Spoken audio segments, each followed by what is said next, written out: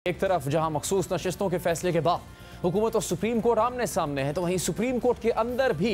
जजेस के दरमियान इख्तलाफात का तनाज़ा शिद्दत इख्तियार करता जा रहा है। 14 सितंबर को 8 जजेस ने मखसूस नशिस्तों के केस में वजाहती ऑर्डर जारी किया, जिस पर चीफ जस्टिस ने रजिस्ट्रार को खत लिखा और इनसे 9 सवालात के जवाब मांगे और आज रजिस्ट्रार सुप्रीम कोर्ट का जवाब आ गया है। ज़राए के मुताबिक रजिस्ट्रार सुप्रीम कोर्ट की जानिब से चीफ जस्टिस को भिजवाए गए जवाब में कहा गया है कि इलेक्शन कमीशन और PTI की दरखास्तों पर कोई कॉज लिस्ट जारी नहीं हुई। सुप्रीम कोर्ट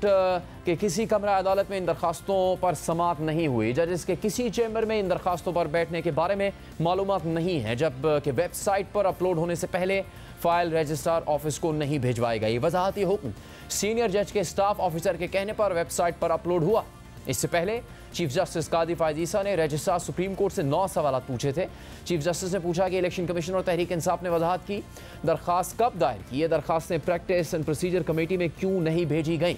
मुतफर्रिक दरखास्तें कॉज लिस्ट के बगैर कैसे समाअत के लिए फिक्स हुई, क्या रजिस्ट्रार ऑफिस ने मुतल्लिका फरीकैन और अटॉर्नी जनरल को नोटिस जारी किया,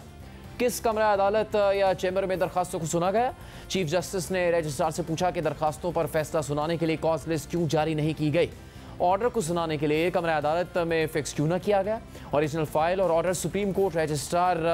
के पास जमा हुए बगैर ऑर्डर वेबसाइट पर कैसे अपलोड हुआ, ऑर्डर को सुप्रीम कोर्ट वेबसाइट्स पर अपलोड करने की हिदायत किसने दी। अब रजिस्ट्रार सुप्रीम कोर्ट ने अपनी रिपोर्ट में इन सवालात का जवाब दे दिया है, लेकिन अहम बात यह है कि सुप्रीम कोर्ट के 8 जजेस वजाहती नोट को अपने तफसीली अक्सरियती फैसले का हिस्सा बना चुके हैं और लिख चुके हैं कि इलेक्शन कमीशन ने हमारे 12 जुलाई 2024 के ऑर्डर पर वजाहत मांगी थी, इसीलिए कोई कानूनी ज़रूरत नहीं थी कि हम अपना वजाहती ऑर्डर जारी करने से पहले मुतल्लिका फरीकैन को सुनते, इसीलिए हमने वो वजाहती ऑर्डर किसी को कोई भी नोटिस किए या सुने बगैर जारी किया। इसके अलावा सुप्रीम कोर्ट के सीनियर जज justice Mansoor Ali Shah practice and procedure तरमीमी ऑर्डिनेंस के बाद जजेस की कमेटी की तश्कील 9 पर चीफ जस्टिस से नाराज़ हैं। जस्टिस मंसूर अली शाह ने कमेटी के पहले इजलास में भी शिरकत नहीं की और उन्होंने कमेटी के सेक्रेटरी को 3 सफ़ात पर मुश्तमिल ख़त लिखकर चीफ जस्टिस से मुतालिक सख्त अल्फाज इस्तेमाल किए और लिखा कि जजेस कमेटी से जस्टिस मुनीब अख्तर को निकाल कर चौथे सीनियर तरीन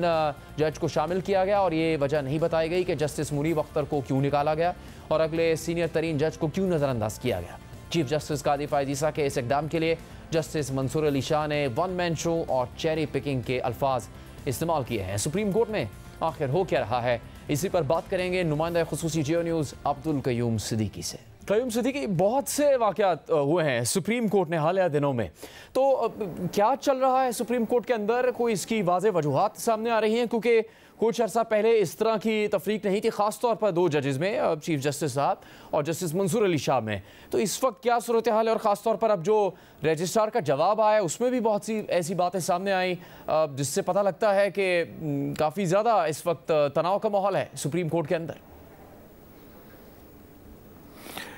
देखें जुनैद, जो सुप्रीम कोर्ट ऑफ पाकिस्तान है वो एक ट्रांसपेरेंसी की तरफ इक़दामात होने चाहिए और ये जो सारी सूरत हाल है ये बड़ी इस हवाले से एक फ़िक्र अंगेज़ सूरत हाल बन गई है। अब जबकि जिस तरह 14 सितंबर को जिस तरह वजाहती ऑर्डर अपलोड हुआ,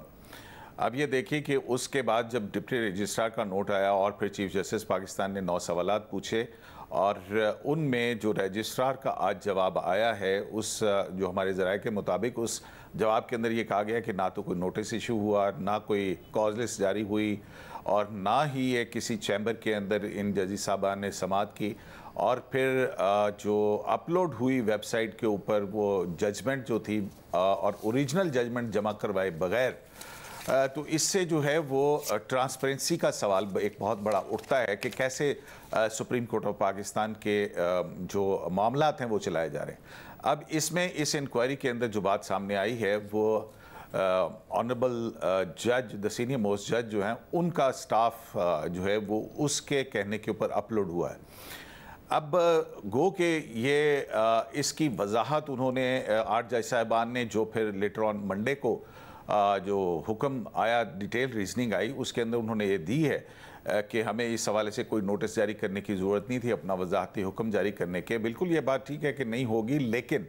सवाल ये है कि आपने क्या किया, सवाल ये है कि आपने कैसे किया। अब यहाँ पे ये सवाल उठता है कि वो ओरिजिनल फ़ाइल जमा ना करवाने की क्या वजह थी।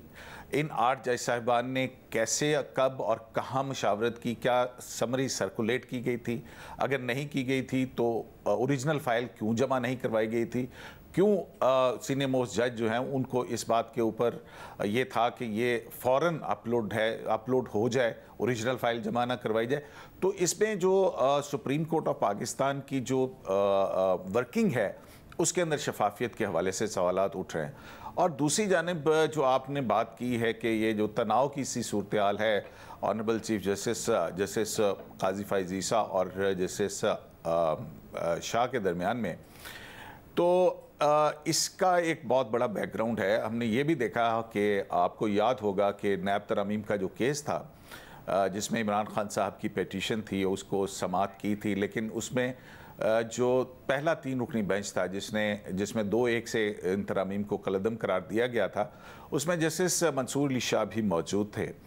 और वो प्रैक्टिस एंड प्रोसीजर एक्ट के कानून के बाद उनका ही था कि ये बेंच की कॉन्स्टिट्यूशन जो है ये दुरुस्त नहीं है, लेकिन वो उस बेंच का हिस्सा रहे। और जब रिव्यू अपील के अंदर 5 रुकनी लार्जर बेंच तश्कील दिया गया तो उसमें आपको पता है कि जब उसकी जजमेंट आई है तो उसके अंदर इस बात के ऊपर जस्टिस काजी फैज़ ईसा ने कहा था कि अगर फाजिल ऑनरेबल जज जस्टिस शाह जो हैं वो इसके अंदर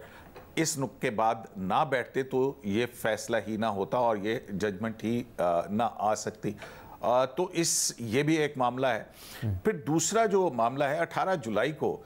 जो मीटिंग हुई थी उसके अंदर ये जो 63A का बेंच था इसके हवाले से भी बेंच तश्कील दिया गया था, लेकिन उसकी फिक्सेशन के हवाले से वो मुकदमा फिक्स नहीं हुआ था। फिर आप ये देखिए कि जो रिज़र्व सीट्स के केस के ऊपर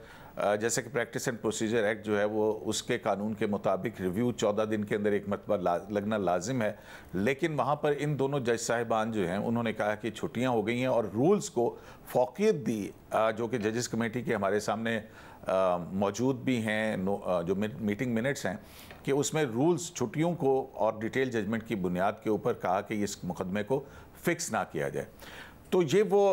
बज़ाहिर इख्तलाफात जो हैं वो नज़र आ रहे हैं कि एक इख्तलाफ राय इस बुनियाद पर है। फिर दूसरी बात यह है कि एक बड़ी अहम कानूनी हलकों के अंदर ये सवाल उठ रहा है जहाँ पर डिस्क्रिशन के हवाले से बार एसोसिएशंस का आ रहा है, वहीं पर दूसरी तरफ एक नुक्ता नज़र ये है कि पहले बेंचेस की तश्कील के अंदर चीफ जस्टिस का ही एक इख्तियार था, लेकिन जब ये इख्तियार जो है डिवॉल्व हुआ तो उसके बाद फिर क्या चीफ जस्टिस ऑफ पाकिस्तान के ओहदे को अमलन डिसफंक्शनल कर दिया गया, यानी कि 2 जज साहिबान जो भी कहें, और फिर उसके बाद चीफ जस्टिस जो कि अगर आइन के अंदर देखा जाए तो सुप्रीम कोर्ट का मतलब है chief justice of Pakistan and other जजेस। तो क्या चीफ जस्टिस का जो ओहदा है वो इतना ही डिसफंक्शनल हो जाएगा? तो एक तरफ आमिराना इख्तियारात और दूसरी तरफ ये वाला कि चीफ जस्टिस ही मुअत्तल हो जाए, तो एक बैलेंस जो है वो इस तरमीमी ऑर्डिनेंस के ज़रिए क्रिएट हुआ, लेकिन इसके बावजूद जो है वो सवालात बहरहाल हैं। तो ये सिलसिला जो है वो सुप्रीम कोर्ट के अंदर चल रहा है। ठीक, बहुत शुक्रिया।